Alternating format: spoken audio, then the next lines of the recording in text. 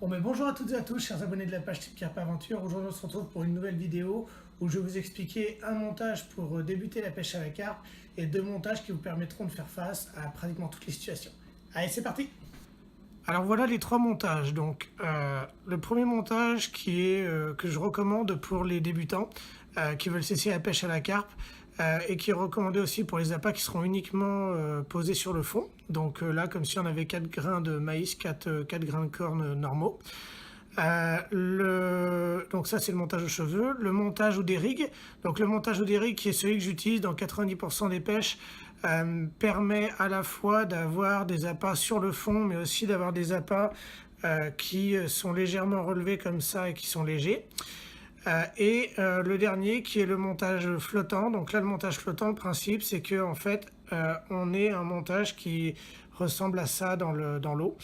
Le but en gros c'est que ça c'est pour la plupart des situations, notamment quand le poisson s'alimente, donc le montage des rigs, et celui-là c'est pour les poissons qui ne sont pas nécessairement en alimentation mais pour agacer un peu leur curiosité. Donc voilà, je vais vous expliquer maintenant comment on fait les trois montages. Allez, on y va. Alors pour réaliser le premier montage, le montage aux cheveux, vous avez besoin d'une paire de ciseaux, d'une aiguille à bouillette, de vos appâts, de votre grain de maïs, d'un hameçon, taille 2 à 4, de stop bouillette et de fluorocarbone. Personnellement, j'utilise le fluorocarbone, vous pouvez le faire aussi en tresse, malgré que la tresse, ça peut facilement s'emmêler en lançant. C'est pour ça que je prends du fluorocarbone, puis le fluorocarbone est plus résistant que le nylon et moins élastique. Donc ça. Un autre petit détail important, l'hameçon qui va être utilisé, c'est un hameçon avec une hampe droite et un œillet droit ou rentrant, donc qui rentre vers la pointe de l'hameçon et non pas un œillet qui ressort. Donc voilà, on est prêt pour faire le montage. Allez, c'est parti. Donc première étape, on découpe un morceau de fluorocarbone de à peu près 1,5 pied de long. Le fluorocarbone, là c'est du 25 livres, moi j'utilise le plus souvent du 30 pour avoir un fluorocarbone assez fort. On peut utiliser pour faire ce montage fluorocarbone, nylon, tresse. La tresse a tendance à s'emmêler assez facilement au lancer. Le nylon est un peu moins résistant que le fluorocarbone à l'abrasion et un peu plus élastique, donc je préfère le fluorocarbone. La taille c'est entre 20 et 30 livres, mais 20 livres ça commence à être vraiment fin, donc il faut pêcher dans des secteurs où il n'y a pas trop de snag. Donc la première étape, on va faire un nœud simple, une boucle. Donc ça, étant donné que moi je suis pas nécessairement très habile avec mes doigts, je vais utiliser mon aiguille à bouillette pour faire le travail. Voilà. Donc là, ça fait un petit nœud comme ça, là. Donc là, on va le serrer, on l'humidifie toujours. L'intérêt de l'humidifier en le serrant, c'est que sinon le nylon peut perdre le monofilament peut perdre jusqu'à 50% de sa résistance. Donc c'est pas négligeable. Donc là, ça c'est fait. Donc là, on obtient une petite boucle comme ça. On va recouper un peu le fil parce que là, il est trop gros. Hop, voilà. Donc, on obtient un petit nœud comme ça. Donc après, on prend son aiguille à bouillette, on prend les grains de maïs. Donc là, on va venir transpercer. Là, c'est les faux grains de maïs que j'ai en caoutchouc, mais on peut faire la même chose avec du blé d'Inde préparé. Par contre, on ne peut pas prendre du blé d'Inde en canne de chez des épiceries parce qu'il est trop mou. Vaut mieux en acheter et puis le faire cuire. Donc là, voilà, là, moi j'en mets 4. Donc en général, on met entre 2 et 4 grains de maïs, voire 5 sur le cheveu. Donc là, on met ça comme ça.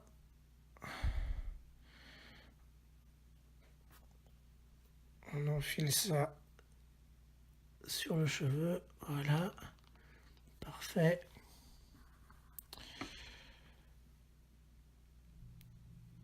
On vient prendre un petit stop bouillette. Donc qui permet de venir bloquer, tire dessus, voilà, comme ça là, le maïs sortira pas du cheveu. Donc là, c'est parfait. Ensuite, on prend donc l'autre morceau de fil. On rentre le fil par l'arrière de l'hameçon pour que le maïs soit placé en arrière justement de l'hameçon. On laisse à peu près 1,5 cm à 1 cm d'espacement là entre l'hameçon puis le maïs pour que le mouvement du montage se fasse bien. Puis là, on va venir tourner autour de l'hameçon 8 à 12 fois.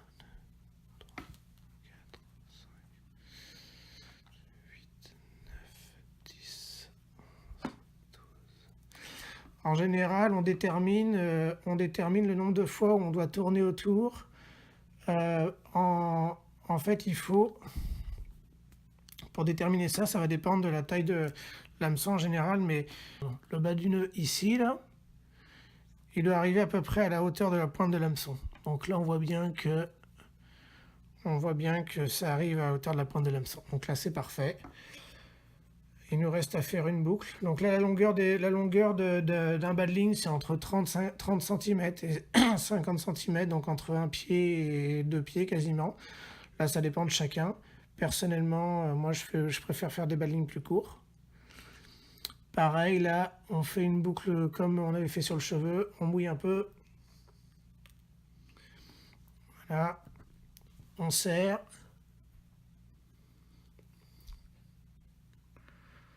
Et on est prêt. Donc là, on le recoupe un petit peu, mais pas trop non plus parce que le nœud a tendance à se desserrer, donc faut pas... Puis voilà, le bas-ligne au cheveu est prêt. Donc avec ça, vous voyez, une fois que vous allez l'avoir maîtrisé, ça va vous prendre 2 petites minutes à faire. Donc voilà ce que ça donne. Donc là, bah, vous voyez, vous êtes pêchant avec ça pour vos premières pêches à la carpe. Puis, truc très important au niveau de la mécanique du montage, là vous voyez que l'angle entre le fil et en fait le fil est très rapproché de la pointe de hameçon et c'est très important. Pour vérifier que votre montage pique bien, vous le passez comme ça sur votre main. Et si l'hameçon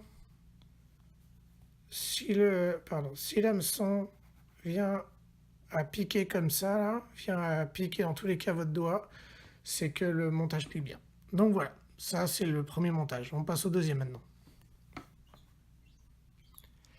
Donc pour réaliser ce deuxième montage, qui est un montage extrêmement polyvalent que j'utilise dans à peu près 80 à 90% des situations, donc vous avez besoin des articles suivants.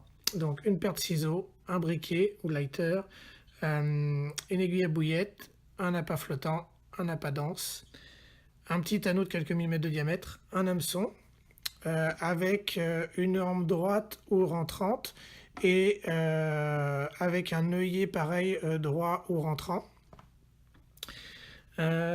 Et une bobine de fluorocarbone. Donc le fluorocarbone, moi je prends du 25 à 30 livres, c'est suffisamment résistant et souple. Au-dessus ça devient trop raide, et puis en dessous donc je peux descendre jusqu'à 20 livres, mais en dessous de 20 livres c'est trop fin. Dernier élément très important qu'on a besoin pour réaliser ce montage, c'est du fil dentaire, donc qu'on a ici, ou de la petite tresse. Donc vous verrez pourquoi. L'avantage de ce montage-là, c'est qu'il permet autant de présenter des appâts entièrement coulants que les appâts semi-coulants, semi-flottants, donc ils vont juste venir se déposer légèrement sur le fond, et au moindre passage d'une carpe, l'appât va pouvoir décoller dans la bouche du poisson. Donc moi je pêche 90% du temps justement en bonhomme de neige, là en snowman, donc avec un appât semi-coulant, semi-flottant. Allez, c'est parti, je vous montre ça. Donc la première étape, je prends donc à peu près un pied à 1,5 pied de fluorocarbone. Je prends mon hameçon, je rentre le fil dans l'hameçon, donc par l'intérieur de l'hameçon pour faire ressortir à peu près 1 pouce à 1,5 pouce de fil derrière. Donc là, une fois que cette longueur-là est faite, là je vais faire entre 8 à 12 tours autour de l'hameçon. 3, 4, 5, 6, 7, 8, 9, 10, 12. Voilà. Je viens repasser le fil derrière l'hameçon. que le fil, la plus grande partie du fil ressorte justement par l'avant par l'intérieur de l'hameçon. Donc là, c'est très important que le fil soit positionné bien dans l'axe de la rampe, donc dans l'arrière de l'hameçon. Voilà. Ensuite, je viens prendre mon anneau. Donc, je le rentre dans la petite partie du fil. Voilà. Donc là, ça donne ça. Ensuite, je viens prendre le fil que je repasse par l'arrière de l'hameçon, que je rentre à l'intérieur. En fonction du diamètre du fil et du diamètre de votre hameçon, ça peut des fois être un peu plus délicat à rentrer, donc faut être habile avec ses doigts. Donc là, ça donne à peu près ça. Donc là, je vais le serrer au maximum. Voilà. Je vais couper l'excédent de fil pour laisser à peu près 1 cm, à peine 1 cm de fil. Je prends appui moi sur la pointe de l'hameçon pour savoir à peu près la distance à garder. Je garde à peine 1 cm de fil. Voilà. Et là, là c'est l'opération la plus délicate du montage. Donc je vais mouiller cette partie-là du fil. Donc je mets un peu de salive. Parce qu'en fait, je vais devoir mettre un petit coup de briquet sur la pointe du fil. Puis dès que le fluorocarbone a fondu un petit peu, voilà, je tasse dessus avec le lighter. Et en fait, le but de l'opération, c'est que quand on fait ça, la petite boule qui est formée ici, là, ça empêche le fil de ressortir et ça forme un petit dé. Donc là, c'est là-dessus qu'on va venir accrocher l'appât sur l'anneau en fer. Et là, l'anneau est parfaitement mobile et il ne va jamais s'en mêler. Donc, à partir de là, là, on peut faire le nœud à l'extrémité. Donc là, pareil, entre un pied et un pied et demi, comme vous voulez. Moi, je fais souvent mes bas de ligne je fais souvent mes montages assez petits. Donc là, moi, je vais mettre moins d'un pied. Hop. Donc là, on fait un nœud simple comme ça. Là, pareil, avant de le serrer, on le mouille pour pouvoir justement éviter qu'il chauffe.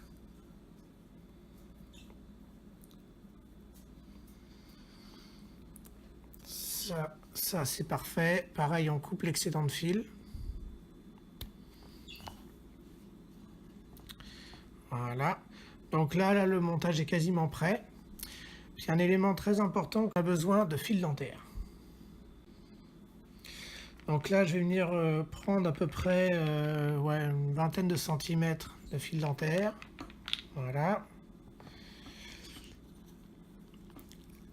Le fil dentaire, je l'enfile dans le petit anneau qu'il y a là. J'essaye de faire en sorte que vous voyez, mais c'est pas évident. Voilà.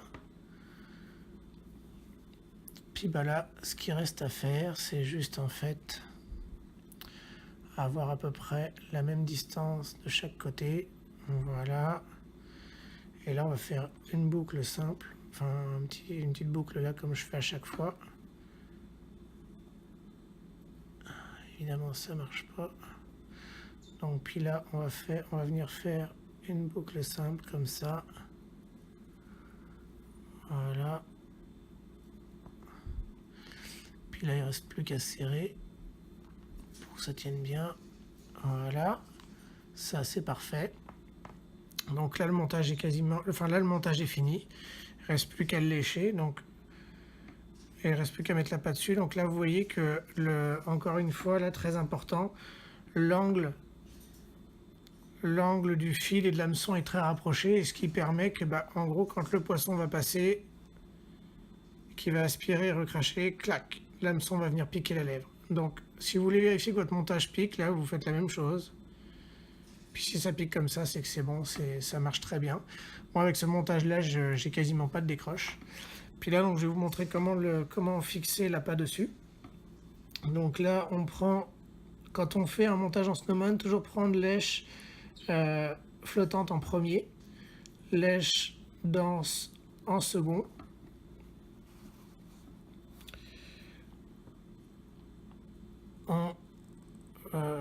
On utilise l'aiguille à bouillette comme ça, hop, on enfile ça là-dessus. Voilà. Voilà, donc là, ça c'est mis dessus. Parfait. Puis là, il ne reste plus qu'à le fixer. Donc je vais vous montrer comment on fait ça. Donc là, vous avez deux solutions pour fixer l'appât dessus. Soit utiliser, soit simplement couper donc à peu près 1 cm de long. Puis avec le lighter, avec le briquet, vous brûlez la mèche, puis arrivez juste devant le maïs, là vous tapez dessus avec le lighter, ça va venir faire une boule sur le fil soluble, sur le fil dentaire, pardon, et ça va bloquer l'appât.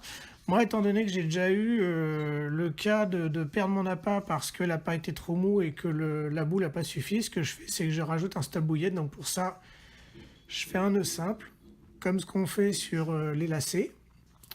Sauf que juste avant d'arriver à trop le serrer, je viens mettre un stop appât dedans. Voilà. Un stop bouillette, donc ça se trouve facilement. Vous pouvez même en faire vous-même avec des petits bouts de bois ou quoi que ce soit. Je serre, je fais 2-3 nœuds comme ça. Ah, excusez, mon doigt qui est accroché. Je fais 2-3 nœuds comme ça. Voilà, histoire de sécuriser le tout. Puis une fois que ça c'est fait, là je vais venir couper l'excédent. Je laisse 1,5 cm à peu près. Puis là, je vais venir mettre un coup de briquet aussi. Puis pour pas que le nœud brûle, je mets un petit coup de salive quand même pour pas faire fondre le fil dentaire que je viens de mettre. Mais là, c'est ça. Voilà. Puis juste avant d'arriver sur le nœud, clac, je tapote dessus. Puis là, le nœud va tenir parce qu'en gros, le fil a fondu. Donc là, votre montage est prêt pour une pêche en équilibré. Puis vous voyez en plus exactement ce que ça donne dans l'eau. Petite astuce pour que le fil soit plus droit, pour avoir une meilleure mécanique de montage quand il va être sous l'eau. Moi, ce que je fais, c'est que je l'accroche sur une planche, sur une petite planche en mousse ou en liège avec deux pins à chaque bout pour le tenir droit. Comme ça, quand je le prends, quand je mets au bout de la ligne, il est droit, puis ça permet d'avoir une meilleure mécanique de montage, plutôt que là, quand le poisson de l'aval, le montage peut tourner, etc. Donc voilà. Voilà, on va passer au troisième montage maintenant. Donc voilà, on est arrivé au troisième montage, donc le montage flottant ou pop-up qui celui-là est utilisé pour moi quand je suis dans des périodes d'inactivité du poisson et notamment en journée quand le poisson ne va pas nécessairement être au fond. Donc vous avez besoin pour le réaliser d'un ciseau, de 13 gainés, ou vous pouvez le faire avec de la tresse, mais moi je préfère de la tresse gainée, ça limite les emmêlements. Un petit outil pour dénuder de la tresse. Donc vous allez voir après exactement comment ça fonctionne. Un hameçon. Là, toujours pareil, plutôt hampe droite et œillet droit. Ça, c'est de préférence sur des montages flottants. Une aiguille à bouillette, des plombs fendus et stop bouillette. Ah, et puis évidemment, vous avez besoin de vos appâts flottants. Donc là, en l'occurrence, on va utiliser des petits grains de maïs jaune flottants en plastique. Et donc, on va faire le montage suivant qui donne ça une fois dans l'eau, qui ressemble à ça. Donc, allez, c'est parti. Donc là, la première chose à faire, c'est que vous allez découper au moins un pied de long de tresse gainée. Donc, ce qu'on appelle la tresse gainée, c'est ça. Donc, c'est de la tresse avec une gaine recouverte d'une gaine en caoutchouc dessus, justement. Donc là, c'est là qu'on va utiliser cet outil. Donc en fait, on rentre la tresse dedans. Donc on va découper à peu près une quinzaine de centimètres de tresse. Voilà. Et donc là, ça va permettre de sortir la tresse de la gaine.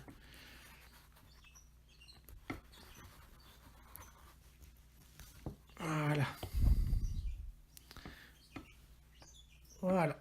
Donc là, on voit bien la différence entre justement la tresse et la gaine.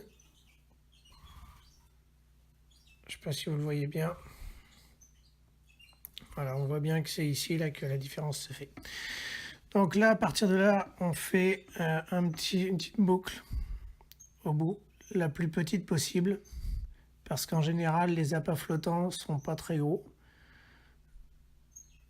Donc, vous allez comprendre après pourquoi c'est mieux de faire une petite boucle. Donc là, je vais encore une fois m'aider de mon aiguille à bouillette.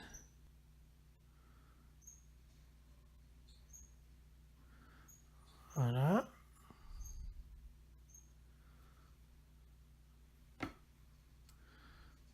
Voilà.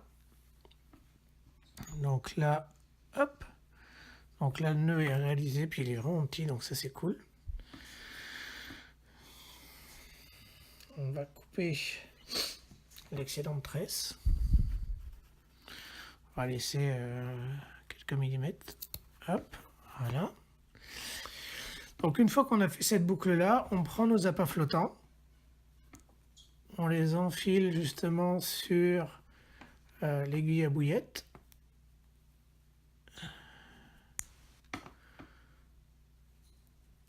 Voilà. Là, on va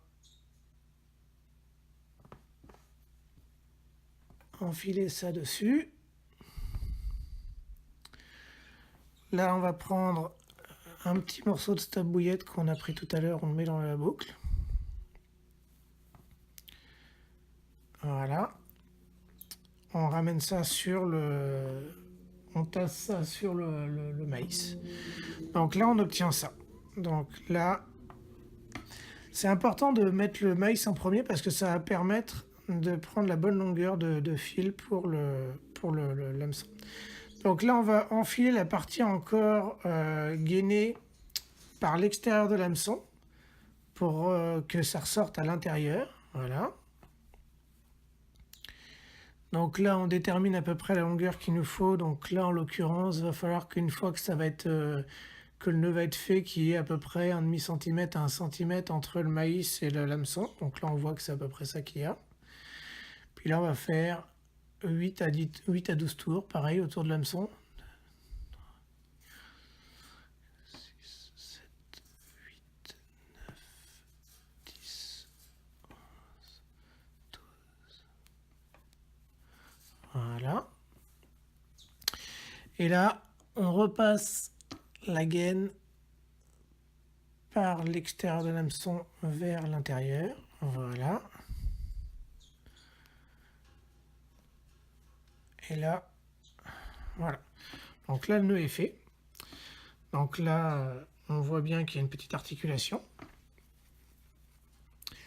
Là, ce qu'on va venir faire, c'est qu'en fonction de la longueur de bas de ligne qu'on veut, on va faire un autre nœud simple au bout, encore une boucle.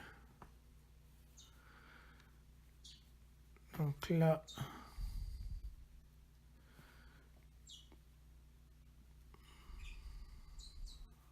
voilà,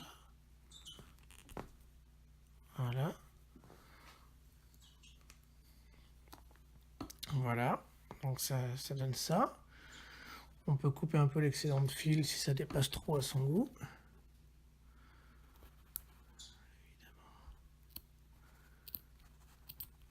Voilà, parfait. Puis là, point très important pour que ça puisse flotter et donc que la mécanique du montage fonctionne, on va prendre une petite chevrotine. Donc là, point très important pour que le montage fonctionne, il faut prendre un petit plomb fendu et le mettre en fait, je ne sais pas si vous allez voir, là on voit, on voit qu'il y a justement la gaine qui se termine, puis c'est la tresse. On va mettre le plomb fendu sur la fin de la gaine. Voilà, donc là, on va le refermer sur la fin de la gaine. Voilà. Et donc voilà, ben là le montage est terminé, est prêt à pêcher.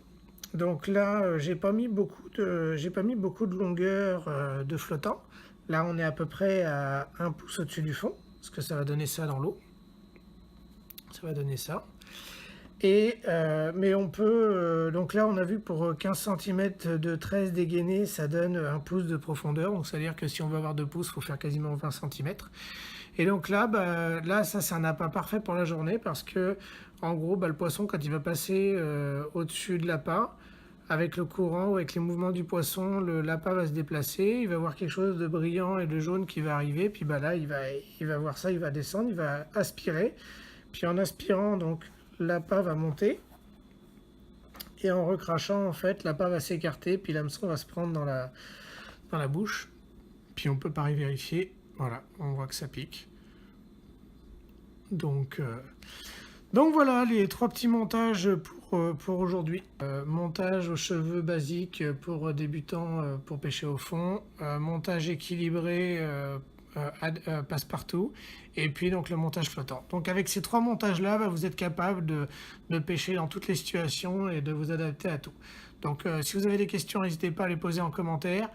Bon voilà, on a quasiment fini. Dernier détail important, la taille de vos hameçons va dépendre de la taille de vos appâts. Donc plus vos appâts sont gros, plus il faut monter vers la taille 1 ou 2. Plus les appâts sont petits, plus vous descendez vers la taille 6. En général, en flottant, on pêche plutôt avec des appâts petits, donc descendez en taille 4-6 d'hameçon. Puis en danse équilibrée, n'hésitez pas à monter jusqu'à 1 si vous pêchez avec des gros appâts. Donc en attendant, on espère que cette vidéo vous aura plu. N'hésitez pas à lâcher un petit pouce bleu, un commentaire, puis à partager la vidéo, à venir nous voir sur la page Team Carp Aventure aussi. Puis on vous souhaite une excellente saison, puis on espère vous croiser au bord de l'eau. Allez, ciao et plein de poissons pour vous. Bye.